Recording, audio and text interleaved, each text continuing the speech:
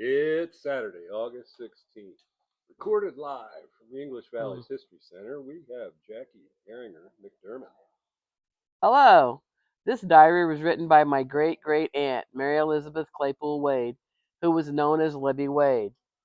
Libby was 75 years old in June of 1950. I will read and talk about a few days in the diary and then switch to happenings around the History Center and feature stories. June 28th, 1950. A very pleasant morning. Not so cool as yesterday. Russell started early to Cedar Rapids, was to be there at 7. He talked to Myrtle Ferris last night about the Blue Cross insurance that they all have. He may make use of it if he has to go to the hospital for a few days. He has to go there for the x-ray exam anyway. Russell is Lib's 42-year-old son, and she lives in his house with him. Russell works at the nearby Home Lumber Company as a truck driver. Myrtle Ferris, who I don't have a picture of right now, was the longtime office manager at the Home Lumber Company and in charge of the insurance coverage the company offers its employees. Russell has been having stomach issues and is trying to find treatment. This is Marion C's birthday, 30. I sent her a card and also sent to Kitchen Club for the cookie recipes and a small pair of scissors. Jenny came up. She is considerably better. Elsie Miller came down to tell me that Lemon Miller, her brother-in-law, died yesterday. I think they lived in the Kyoto neighborhood. Funeral services tomorrow at Champion Hill. Jenny said she was going, as he is her father's uncle. Marion Claypool is Lib's great niece, the daughter of her nephew Roy Claypool and his wife Gail. She has been battling some health problems and has gone to the Mayo Clinic in Rochester, Minnesota for treatment. Jenny Wade is Lib's daughter-in-law, married to oldest son Wayner Perky Wade, and they live a block away on East Clark Street. Elsie Miller is another neighbor who was married to Joe Miller, who passed away in 1936. The Millers were residents of the Green Valley area east of town, where Lib taught in younger days. I think I've been saying that Bob Miller, who was married to Kay Thurman, and Dick Miller from Green Valley were her sons, but they were actually her grandsons. Bob and Dick were the sons of Conrad Miller and his wife, Edna Churchill Miller. Elsie Miller was also the mother of Zephyr Netzer and Cleva Grau. Ethel was up this AM. Her mother is to go to the hospital for an operation. Ethel is to come do some work here this PM. Wayne came up for me to go down for dinner. I had mine ready, and I thought I should be home, so I didn't go. Ethel cleaned the rooms and went uptown and got me some thread. I paid her 50 cents. And I'm also looking for a picture of Ethel McCarter and her sisters. Ethel was married to Max McCarter, who was a longtime truck driver for Lib's oldest son, Perky Wade, in his trucking business. Ethel helps Lib out for pay sometimes, as Lib is unable to do a lot of the work that she used to accomplish herself. Marianne was in a while. Mrs. Bolts had supper here. Jenny, Evelyn, and the girls came for a while. Just after they all left, Russell got home. The report of the x-ray will be sent to Dr. Miller. He ate some supper and then went out to Mildred's. Mary Newhouse was another neighbor, as was Elizabeth or Lizzie Geiger Bolts. Mrs. Bolts is 87 years old and has had a long siege of sickness lately. She sometimes shares meals with Lib and Russell. Jenny's married daughter is Evelyn Wade Kurtz, who will be 29 years old tomorrow, and her daughters, 7-year-old Suzanne and 2-year-old Kathy, came up to visit. Russell's longtime girlfriend is Mildred Reese, who lives west of town on a farm. June 29th, 1950. Evelyn's birthday, 29, was also David Leroy's in 1937. He died May 26, 1939. Evelyn's younger cousin, David Leroy Wade, the son of Warner Mike and Lena Wade, died in a tragic accident when he was 2 years old. This is a cool day. The sun is bright and it is warm outside. I got the work all done. Mary Ann was in. She got our mail, the Williamsburg paper. Flossie and Barbara were here a minute, and John Van Auken stopped to hear how Russell is. He too has been sick, was his first trip out. Judith rode her bicycle down after dinner. I like to visit with her. Flossie Claypool West, who is the granddaughter of Lib's late cousin Wallace Claypool, lives across the street in a rented room and often visits with Lib. John Van Auken was another neighbor, the great-grandfather of Carolyn Warner Elwood from the History Center board, and also the great-grandfather of my friends Lynn, Kathy, and Jim Morrison. Judy Wade is Lib's youngest granddaughter, and she is 9 years old in 1950. Russell slept till late. I had eaten my dinner before he came down. He drank some milk and went uptown for a while in the p.m. Was around home most of the day.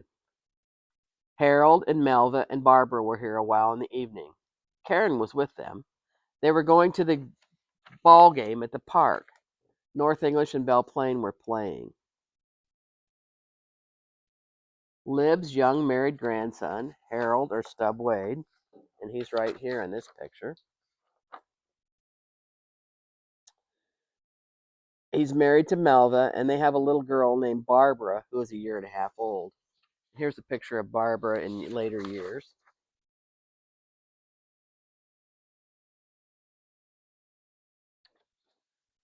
Harold's young cousin, Karen Lawrence, is visiting in North English with her Wade cousins this summer.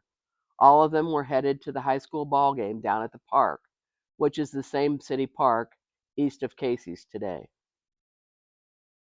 I finished a pair of rose pot holders and sent them to Evelyn for her birthday present. Melva took them. I haven't done much today. Crocheted a little and read some in the bishop's mantle. I haven't felt very good. A little bile trouble. Mary Strasser and Wolf are to be married at the Methodist Church here tonight. Reverend Hebron is to perform the ceremony. Mary Strasser, this picture is right here, and her husband Lowell or Bing Wolf lived their married life in Deep River and raised 2 children, Barbara O'Rourke and Robert Wolf. Bing operated a DX service station and was a barber for many, many years in Deep River. And here is the notice of their marriage from the Cedar Rapids paper. And it says, Miss Mary Alice Strasser, daughter of Mr. and Mrs. Richard Strasser, became the bride Thursday of Lowell Dean Wolf, son of Mr. and Mrs. George Wolf of Deep River. The Reverend F.B. Hebron of Deep River read the double ring ceremony in the North English Methodist Church. The bride wore a white suit with navy blue accessories and carried an orchid on a white Bible. Serving as maid of honor was Miss Shirley Ann Strasser, who was later Mrs. David Wade from North English, and she was the sister of the bride. Shirley wore a yellow eyelet dress and carried a colonial bouquet. Darrell Wolf, brother of the bridegroom, was best man. Ushers were Larry Foss of North English and Eugene Oddettle of Deep River. Mrs. Donald Garrett and Miss Phyllis Grove furnished the music. The couple will make their home in Deep River, and they live there until the rest of their life. June 30th, 1950. Cool again this morning. I lit the oil heater for a while. It is warmer outside than in here. Russell didn't eat any breakfast, drank a glass of milk. Millie was in a while. She just left at noon. Millie Swope Conifer is another neighbor who is widowed and lives with her very elderly widowed mother, Laura Swope. Russell went to Sigourney again this p.m. Had a glass of milk for dinner, too. Doyle is to give him another shot for arthritis. We haven't heard from the Cedar Rapids doctor in the x-ray. He took Hazel's freezer and plate home. Another of Russell's doctors is old family friend Lyman Doyle, who practices in Sigourney. Lib's family were neighbors with the Doyle family when they lived in Parnell. Hazel Wade Cobb, right here with her husband Glenn, is Lib's married granddaughter, and she had left her homemade ice cream freezer when she was last at Grandma's house. Flossie stopped a minute. She is going to Williamsburg. Mary R. brought eggs, and they were 25 cents. Mary N. came to read the record and to visit a while. Jenny was up. She was not able to go to the Lemon Miller funeral today. She went to Washington yesterday to see Marie. She is still quite sick, had her gallbladder removed. Jenny's trouble is her back. It hurts her to ride. Mary Regsager is Lib's neighbor. She's the younger girl in this picture. She had grown up and her and lives down the block from Lib and also supplies her eggs. One of Jenny's sisters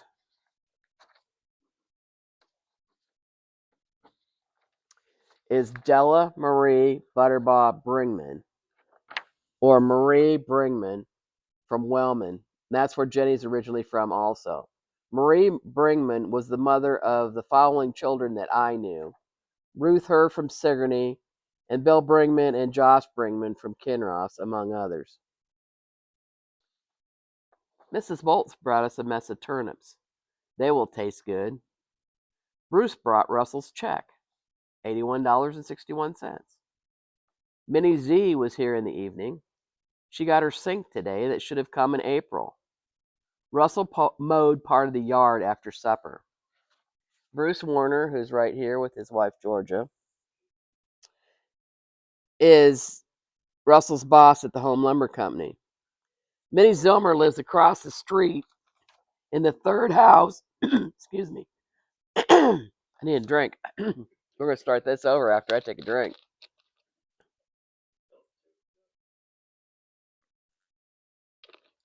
Minnie Zilmer lives across the street in the third house west of Main Street on the north side of Oak Street. She's been doing some remodeling. I received Anna's letter. They are all well, thinking about this war trouble. Russell picked our big gooseberries, only a coffee can full, but they are very nice. Lib's only daughter, Anna Wade Cray. She's right here in this picture with her husband, Russell. Richard, excuse me. Her husband is Richard Cray, and they have citrus groves in Texas. The Crays have 3 grown sons, and they are very concerned about the growing trouble in Korea, as all of the boys are of the age to be involved in the armed services. July 1st, 1950. The weather is cooler than usual at this time. Russell lit the oil burner again this morning. Burl Long said his mother is not at all well, had dropsy and is quite bad off. She is 87. Burl Long is married to Ethel Mildred Hahn, who is the daughter of one of the Ballard clan. And I'm going to get the Ballard picture out again to show you which one she is. She's right here. And Ethel is the sister.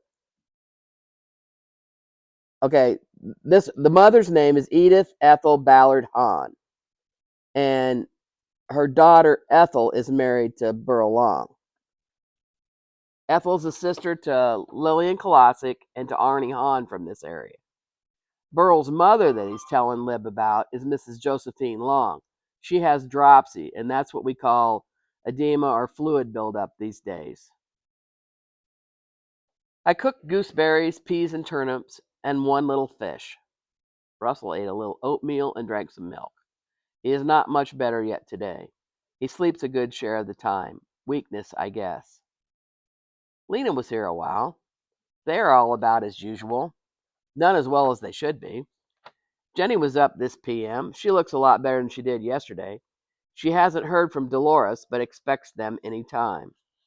Lena Wallace Wade is the wife of second son Warren or Mike Wade. Here's a picture of Mike and Lena. And Dolores Lawrence Butterbaugh is Jenny's sister, and she's right here in this picture. and she lives out of state up in Minnesota. And the family is moving and is coming sometime soon for their children, Karen Lawrence and Janet Lawrence, who have been visiting in North English this summer. I had Dr. S stop again. My teeth don't work right, but he gets them better each time. Mary R stopped. She had been to the Sigourney to the doctor. Her legs are so swollen, I was surprised. It looks like dropsy to me. Mrs. Bolts came in. We had some ice cream. Russell later ate some chicken rice soup.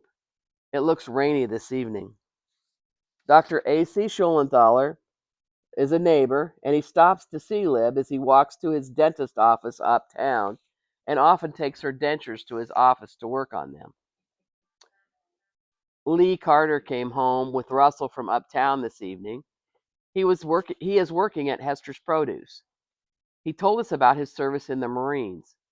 He got his discharge in May. He's been all around the world, 3 years of service. Lee Carter was the nephew of longtime North English resident Gilma Mahana. Lee returned to the service during the Korean conflict, where he earned a Purple Heart. Ultimately settling in Charles City, he had a successful life of hard work in the Iowa grain industry and in real estate, and then his family retired to the McAllen, Texas area. They brought Marion home yesterday, not very good, tired from the trip. Lib has been very concerned about her great niece, Marion Claypool, the daughter of the Roy Claypools. And here's Roy and Gail, and Marion's up here. The family went to Rochester and brought Marion back home to North English. A lot of work goes on behind the scenes to keep the History Center operating. This includes cataloging sessions, creating displays, coordinating and preparing for monthly programs, responding to requests for family and community histories, keeping up the social media, finances, cleaning, maintenance, and providing treats for programs. There's a whole lot more activity that supports the center operations, and it is largely contributed to the time and effort by the board of directors and volunteers.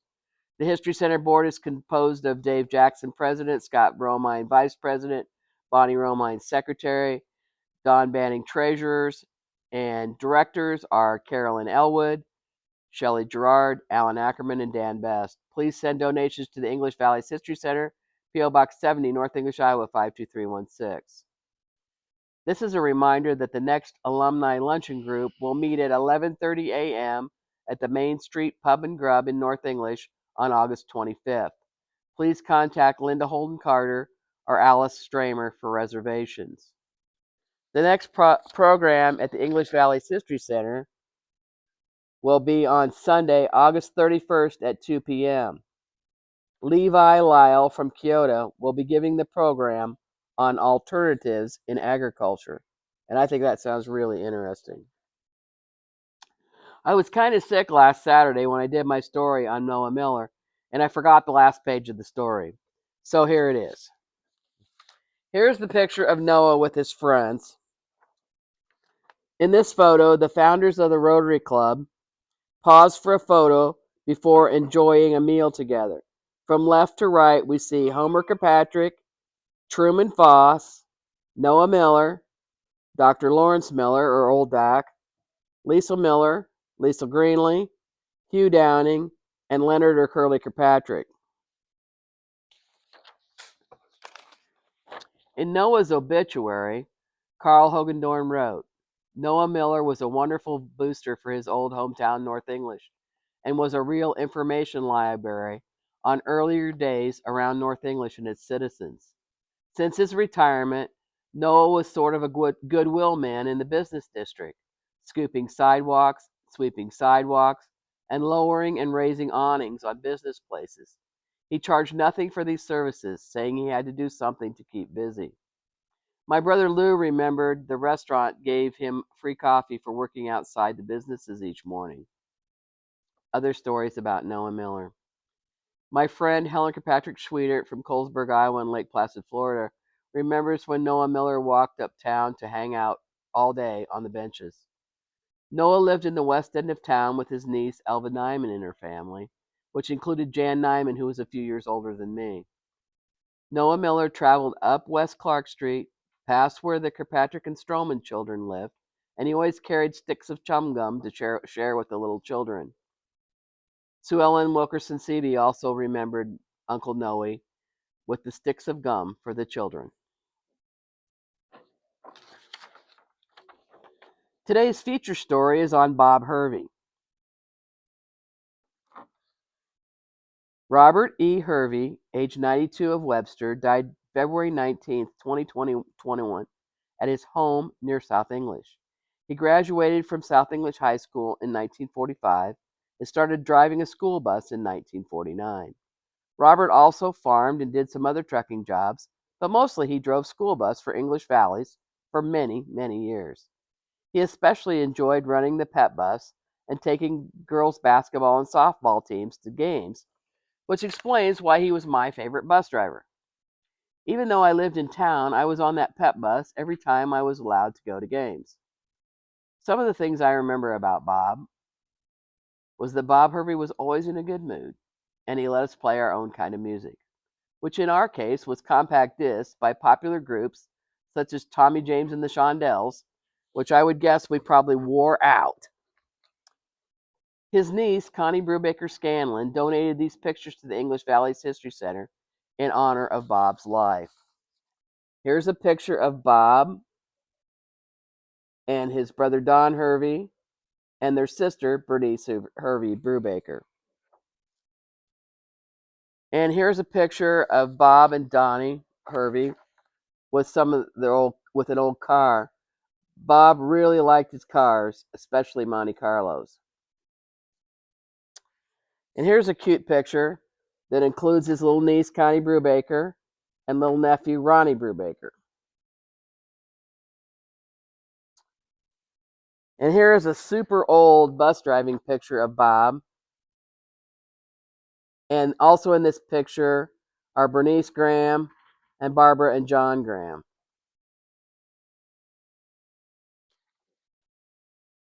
And here's a picture of Franklin School back in the olden days with the kids identified. In that picture are Kenneth Morris, Robert Hervey, Bobby Glandon, Margaret Morris, Kenneth Glandon, and in the front are Orpha Ann Moore, Bernice Hervey, and Alberta Morris. And also this really nice picture of Robert or Bob Hervey when he retired being congratulated by Superintendent Alan Jensen. And I really like this picture. That's Bob with an old-time bus. And that picture is also on his tombstone at the South English Cemetery. And here it is on the tombstone over at South English.